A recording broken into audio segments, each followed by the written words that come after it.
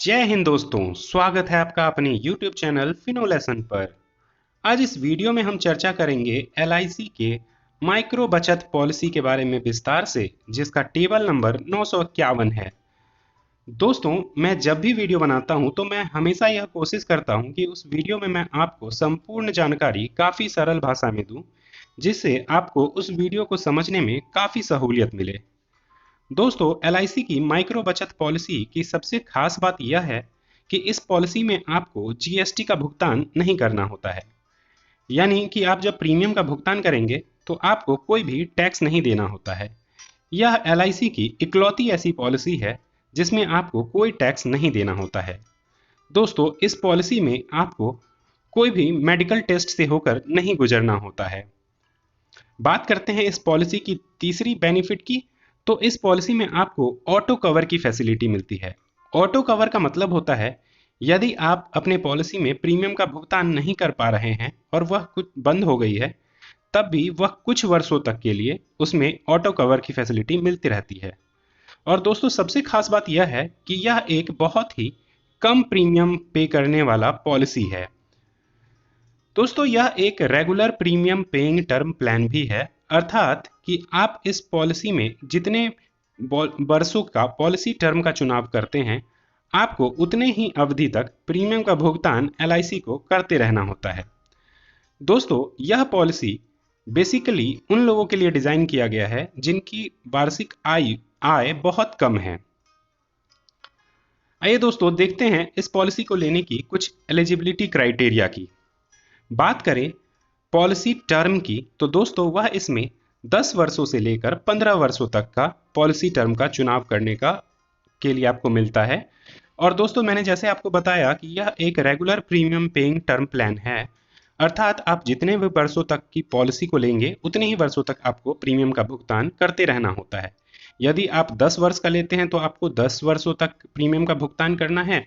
यदि आप policy term 15 वर्ष का लेते हैं तो आपको 15 वर्षों तक प्रीमियम का भुगतान करते रहना होता है। बात करते हैं मिनिमम एज एट एंट्री की इस पॉलिसी में, तो वह 18 वर्ष की है।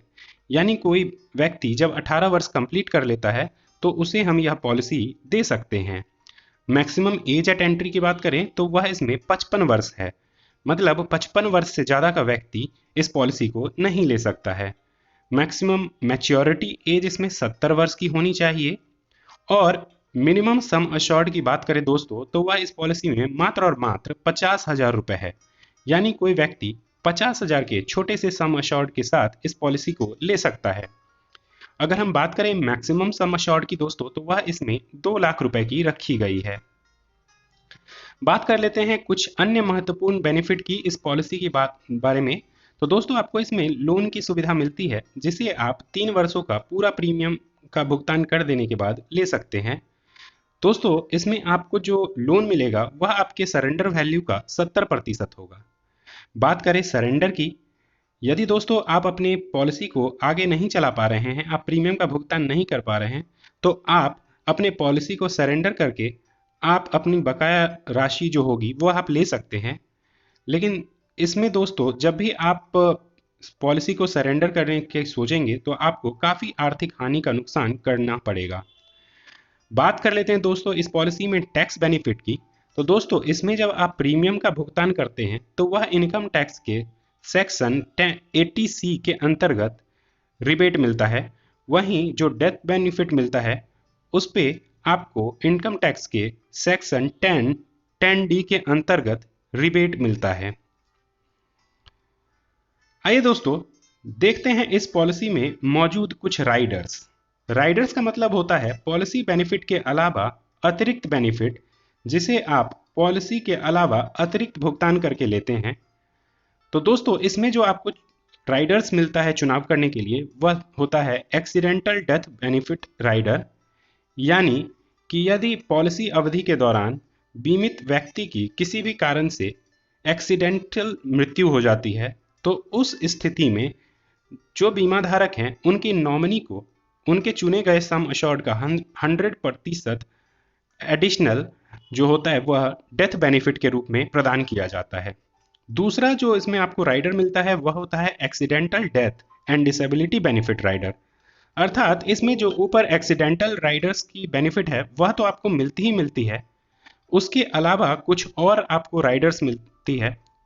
यदि मान लेते हैं कि बीमा धारक की एक्सीडेंट हो जाती है लेकिन वह उनकी मृत्यु नहीं होती है और वह विकलांग हो जाते हैं, तो इस स्थिति में जो व्यक्ति हैं उनको आगे 10 वर्षों तक पेंशन का भुगतान एलआईसी की तरफ से किया जाता है और उनसे कोई भी प्रीमियम आगे नहीं लिया जाता है।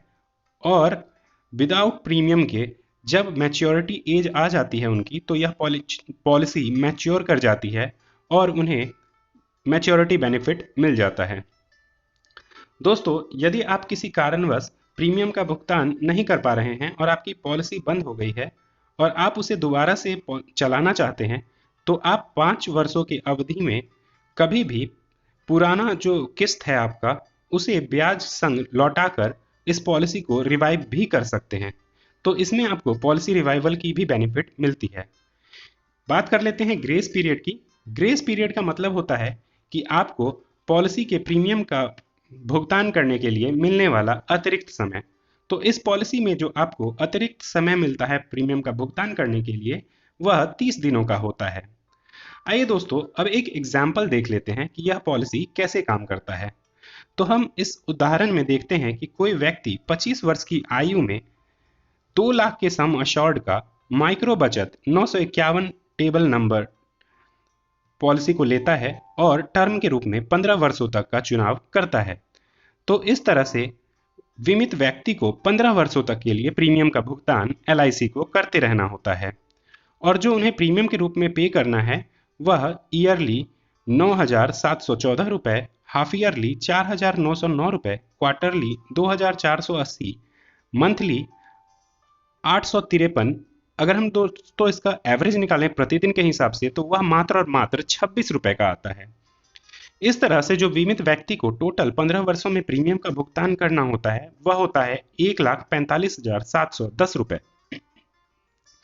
दोस्तों, जब 15 वर्षों बाद जब बीमित व्यक्ति की आयु 40 वर्ष हो जाती है, तो यहाँ पर पॉलिसी की मैच्योरिटी हो जाती है और सम अश्योर्ड का मैच्योरिटी के रूप में जो उनका सम अश्योर्ड है 2 लाख रुपए का, वह मिल जाता है। उसके साथ साथ लॉयल्टी एडिशन का 30,000 रुपये एडिशनल मिलता है। तो इस तरह से जो उन्हें मैच्योरिटी मिलती है वह होती है 2,30,000 रुपये। अर्थात इस पॉलिसी में उन्हें 2,30,000 रुपये का बेनिफिट हुआ। अब दोस्तों देख लेते हैं कि यदि बीमित व्यक्ति की मृत्यु पॉलिसी अवधि के दौरान में हो जाती है तो क्या होता है।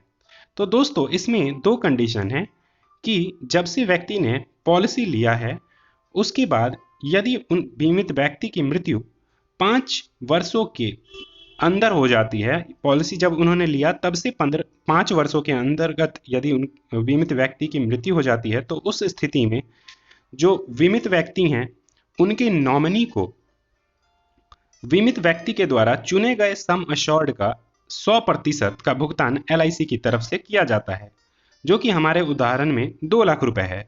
और यदि बीमित व्यक्ति की मृत्यु पॉलिसी लेने के 5 वर्षों के बाद होती है, तो उस स्थिति में बीमित व्यक्ति द्वारा चुने गए सम अश्योर्ड का 100% प्लस लॉयल्टी एडिशन भी मिलता है। तो लॉयल्टी एडिशन इस बात पर निर्भर करता है कि पॉलिसी कितने वर्षों तक चली है।